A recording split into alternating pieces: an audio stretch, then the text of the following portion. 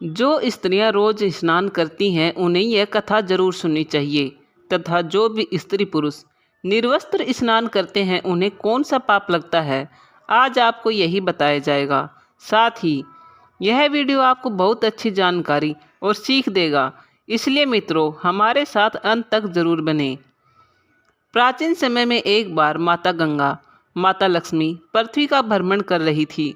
तभी उन्होंने देखा कि हजारों लोग गंगा स्नान कर रहे हैं। प्रिय दर्शकों, अगर आप यह कहानी सुन रहे हैं तो पूरा सुनिए, क्योंकि आधा अधूरा ज्ञान किसी विष के समान होता है। इसके अलावा हे माता लक्ष्मी, जो भी भक्त इस वीडियो को लाइक करे उसके घर में धन की कमी मत रहने देना, उसका घर हमेशा धन से भरा रहे। दोस्तों, माता लक्ष्मी सभी को ध्यान से देख रही थी। भक्त हर हर गंगे का जाप करते हुए गंगा में डुबकी मार रहे थे। माता लक्ष्मी ने माता गंगा से पूछा कि सभी श्रद्धालु गंगा स्नान कर रहे हैं, लेकिन इस स्नान के बाद भी इनके पाप नष्ट नहीं होते, इनके जीवन से दुख दूर नहीं होते। हे देवी, आप अपने भक्तों पर दया क्यों नहीं करती, उनके पाप नष्ट क्यों नहीं करती, जिससे आपके भक्त सुखी जीवन जी सकें। क्या कलयुग होने की वजह से आप अपने भक्तों से रुष्ट हैं? आप पहले भी तो अपने भक्तों के सारे पाप नष्ट किया करती थी, केवल एक स्नान करने के बाद। अब ऐसा क्यों नहीं कर रही? ऐसा क्या हो गया? माता गंगा ने कहा, हे देवी, मैं अब भी अपने भक्तों का ध्यान रखती हूँ, मैं उनके पाप नष्ट करती हूँ, परंतु इस कलयुग में इन लोगों ने गंगा स्नान किया ही नहीं, तो लाभ कैसे मिल सकता है? देवी लक्ष्मी ने कहा कि हमारे सामने सभी ने स्नान किया तो है, अभी तो इनके शरीर भी भीगे हुए हैं, इनके कपड़े भी नहीं सूखे हैं। तब माता गंगा बोली, इन सभी लोगों ने गंगा में नहीं सिर्फ जल में डुबकी लगाई है, इसका रहस्य मैं कल आपको समझा दूंगी। अगले दिन बहुत तेज बारिश हुई। गंगा नदी के और आने वाले मार्ग में एक बड़ा गड्ढा बन गया, जिसमें गंदा पानी भर गया। वहाँ माता गंगा एक वृद्धा के रूप में और माता लक्ष्मी उनकी पुत्री के रूप में प्रकट हुई। माता गंगा ने माता लक्ष्मी को समझाया कि मैं इस गड्ढे में गिर जाऊंगी, कुछ देर में यहाँ से गंगा स्नान करके हजारों लोग निकलेंगे। आप उनसे मुझसे निकालने के लिए मदद मांगना और उनसे कहना कि मेरी माता श्री बहुत ही पतिव्रता, पवित्र, निष्पाप स्त्री हैं। इन्हें वही व्यक्ति बाहर निकाले जो खुद निष्पाप हो। अगर किसी पापी ने उन्हें हाथ लगा दिया तो वह भस्म हो जाएगा। इस तरह माता लक्ष्मी को समझाकर माता गंगा वृद्धा के रूप में उस गड्ढे में गिर गई और बचाओ बचाओ चिल्लाने लगी। गड्ढे के पास ही बैठी सुंदर स्त्री भी लोगों से मदद मांगने लगी कि उसकी माता गिर गई है, उसे गड्ढे से निकालने में मदद करो। देवी लक्ष्मी सभी को यह बताती कि यह वृद्धा मेरी माता है, गंगा स्नान की इच्छा से आए हैं, गरीबी के कारण इन्हें कंधे पर बैठाकर लाई हूँ। बहुत थक जाने के कारण मैं अपनी माता को संभाल न सकी और वह गड्ढे में गिर गई, कोई हमारी मदद कर दो।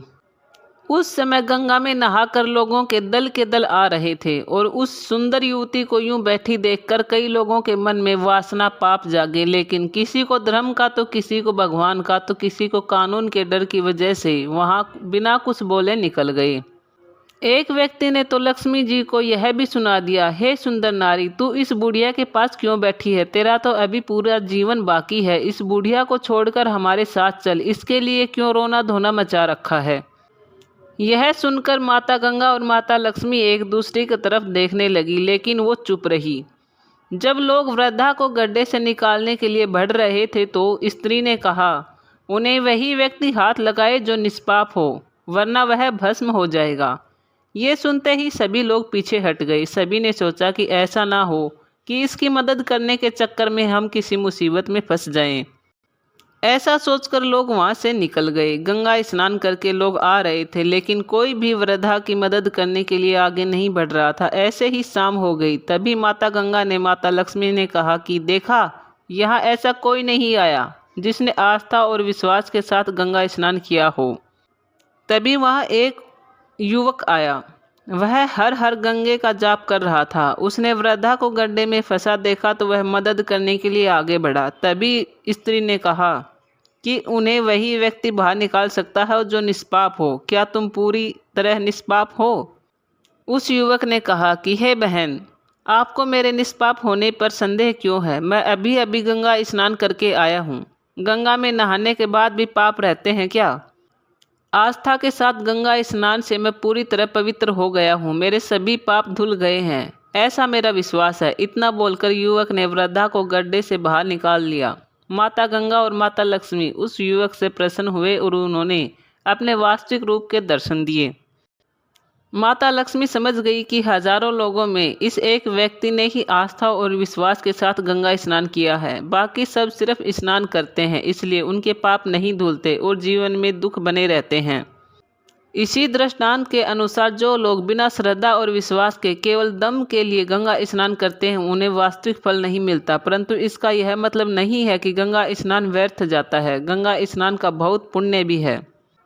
दोस्तों, अब मैं आपको वह 10 बातें बताता हूँ। जो भी मनुष्य इन 10 बातों को नहाते समय ध्यान में रखता है तो वह कभी भी दुखी नहीं रहता। उसके घर में देवी लक्ष्मी का वास होता है, उसके घर में बरकत आती है, घर में कभी भी लड़ाई झगड़ा या क्लेश नहीं होता, उसका पूरा परिवार हंसी खुशी साथ साथ रहता है। मनुष्य के जीवन पर इन 10 बातों का बहुत ज़्यादा प्रभाव पड़ता है। दोस्तों, इन 10 बातें बताने के बाद आपको एक बात और बताऊंगा। जो औरतें कपड़े खोलकर स्नान करती हैं, उनके लिए यह बात बहुत ही महत्वपूर्ण है। आप इस बात को बहुत ही ध्यान से सुनना। प्रतिदिन स्नान करने से शरीर निरोगी रहता है। अगर इस नित्य क्रम के दौरान कुछ विशेष बातों का ध्यान रखा जाए तो आध्यात्मिकता से भी ज़्यादा लाभ पाया जा सकता है। नहाने के क्रम में इन बातों का ख्याल रखना जरूरी है। सबसे पहले, स्नान करने के बाद शुद्ध होकर पूजा पाठ आदि सारे काम करने के योग्य बनते हैं, इसलिए सुबह को ही स्नान कर लेना चाहिए। दूसरी बात, शास्त्रों में कहा गया है कि स्नान करने से इन 7 गुणों की प्राप्ति होती है: रूप, तेज, बल, पवित्रता, आयु, आरोग्य, निरोग। तीसरी बात, धन, पुष्टि और स्वास्थ्य चाहने वालों को हर मौसम में और हर दिन स्नान करना चाहिए। चौथी बात, शास्त्रों में कहा गया है कि सुबह स्नान करने से पापों का नाश होता है और पुण्य मिलता है। ऐसा भी कहा गया है कि सुबह नहाने वालों के पास नकारात्मक शक्तियां नहीं भटकती, इसलिए सुबह के समय स्नान करना उचित है। पांचवी बात, बीमारी के हालात में सिर के नीचे से ही स्नान करना चाहिए या गीले कपड़े से शरीर को पोंछना चाहिए। यह भी एक तरह का स्नान कहा गया है। छठी बात, सुबह की लालिमा होने से पहले स्नान कर लेना श्रेष्ठ माना गया है। सातवीं बात, जिन घाटों पर कपड़े धोए जाते हैं वहाँ का जल पवित्र माना गया है, इसलिए वहाँ से कुछ दूरी पर ही नहाना चाहिए। आठवीं बात, नदी में 11 या 21 डुबकी लगानी चाहिए। नवीं बात, पवित्र नदियों में कपड़े निचोड़ने की मनाही है। नदी में किसी भी तरह की गंदगी नहीं करनी चाहिए। 10वीं बात, नल के पानी से झरने का पानी, झरने के पानी से नदी का पानी, नदी के पानी से किसी तीर्थ का जल, किसी तीर्थ के जल से गंगा जल अधिक श्रेष्ठ माना गया है। गंगा माता का कथन है, स्नान करते वक्त कोई चाहे जहाँ भी हो, मेरे नाम का स्मरण कर लेगा तो मैं वहाँ के जल में प्रवेश कर जाऊंगी। दोस्तों, अब मैं आपको औरतों के बारे में बताता हूँ जो कपड़े खोलकर स्नान करती हैं। हर एक चीज़ के लिए कुछ नियम बनाए गए हैं। स्नान हर किसी की दिनचर्या का हिस्सा है, सर्दी हो या गर्मी। हर कोई बिना नहाए कोई अच्छा काम नहीं करता। सुबह सुबह स्नान कर लेने से तन की सफाई के साथ साथ दिन की शुरुआत के लिए ऊर्जा भी मिलती है। लेकिन कई बार हम कपड़े हटाकर निर्वस्त्र होकर नहाते हैं, जिसका कई बार हम खामियाजा उठाना पड़ता है। अब आपके मन में भी सवाल उठ रहा होगा कि आखिर ऐसा क्यों? तो चलिए हम आपको बताते हैं। दरअसल इसके पीछे धार्मिक कारण छुपा हुआ है। शास्त्रों में उल्लेख है कि मनुष्य को कभी भी निर्वस्त्र होकर नहाना नहीं चाहिए। ऐसा करने से हमें कई चीज़ों का सामना करना पड़ सकता है। हमारे शास्त्रों में कई ऐसी बातें लिखी हैं जिनका पालन हम सदियों से करते चले आ रहे हैं। इनके पालन से घर में सुख समृद्धि बनी रहती है। स्नान को लेकर भी ऐसा ही उल्लेख शास्त्रों में है। गरुड़ पुराण के अनुसार, गरुड़ पुराण की माने तो नहाते समय शरीर पर एक कपड़ा जरूर होना चाहिए। निर्वस्त्र होकर नहाने से आपको पितर दोष लग सकता है। कहा जाता है जब हम स्नान करते हैं तो आपके पितर यानी आपके पूर्वज आपके आसपास होते हैं और वस्त्रों से गिरने वाले जल को ग्रहण करते हैं, जिनसे उनकी तृप्ति होती है। ऐसे में निर्वस्त्र होकर नहाने से वो नाराज हो जाते हैं, जिससे व्यक्ति का तेज, बल, धन और सुख नष्ट हो जाता है। इसलिए कभी भी निर्वस्त्र होकर स्नान नहीं करना चाहिए। पद्म पुराण के अनुसार नहाने वाला यानी पूर्वजों के ही हिस्से जाता है और निर्वस्त्र होकर नहाने से इसे पितरों के समक्ष बिना कपड़ों के नहाने माना जाता है। पौराणिक कथाओं के अनुसार एक बार की बात है, एक सरोवर में गोपियां निर्वस्त्र होकर स्नान कर रही थी। इस दौरान बालकृष्ण ने उन सभी के वस्त्र छुपा दिए। यह देख गोपियां हैरान और परेशान हो गई। उनके अपने वस्त्र वापस देने के लिए आग्रह करने लगी।